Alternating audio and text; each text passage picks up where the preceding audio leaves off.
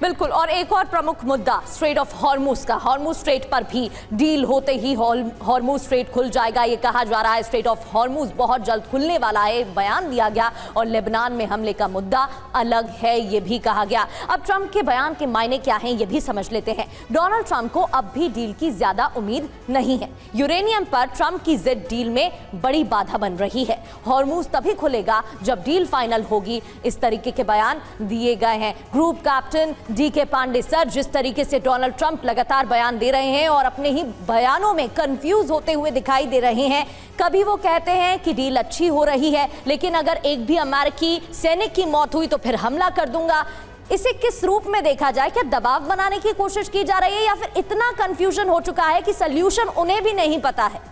देखिए, दो बातें बहुत ही महत्वपूर्ण हैं कि पिछले लगभग एक माह में डील होगी नहीं होगी, और कहते हैं कि टॉस करते हैं वो सिक्का खड़ा हो जाता है, न हेड आता है टेल आता है, कुल उस तरह की स्थिति बनी हुई है। और इसका मुख्य कारण है कि जो तनाव है इस समय डोनाल्ड ट्रंप पर, वो बहुत ज़्यादा बढ़ता जा रहा है। हाउस ऑफ रिप्रेजेंटेटिव में क्या हुआ, हमने देखा कि वॉर पावर्स के रिजर्वेशन के ऊपर क्या उनके ही रिपब्लिकन जो है लोग उनके खिलाफ हो गए। तो जो माहौल है वहाँ पर सनद में, वहाँ पर काफ़ी उनके खिलाफ बढ़ता जा रहा है। दूसरी बात, जो उनकी पॉपुलरिटी है अमेरिका में वो भी डाउन हो रही है, कीमतें वहाँ बढ़ती जा रही हैं। स्पेशली गैसोलीन की कीमतें जो है पिछले 5 साल से भी अधिक जो है लिमिट्स को क्रॉस कर गई हैं।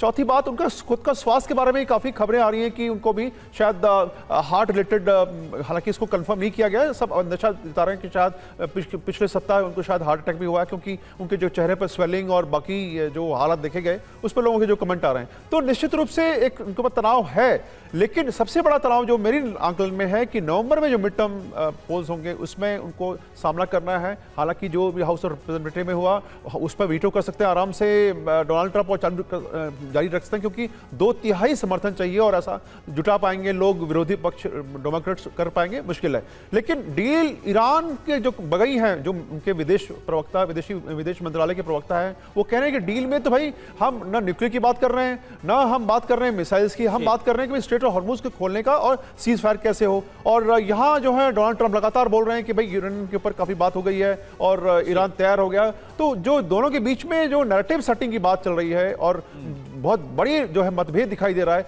ये बताता है कि डील जो है अभी बिल्कुल। और डीके पांडे सर, एक तरीके से जो विरोध इस वक्त अमेरिका के अंदर हो रहा है, और या फिर इसके अलावा संसद में भी एक तरह से जो वोटिंग की और कोई भी सैन्य कार्रवाई नहीं कर सकते, बाकायदा इसको लेकर जो प्रस्ताव है वो पास किया गया, यानी कि जो अमेरिकी संसद है, सीनेट है, वहां से भी एक भारी दबाव है डोनाल्ड ट्रंप पर। वो अलग बात है कि उनके पास पूरा जो वीटो पावर का अधिकार है वो वीटो कर सकते हैं।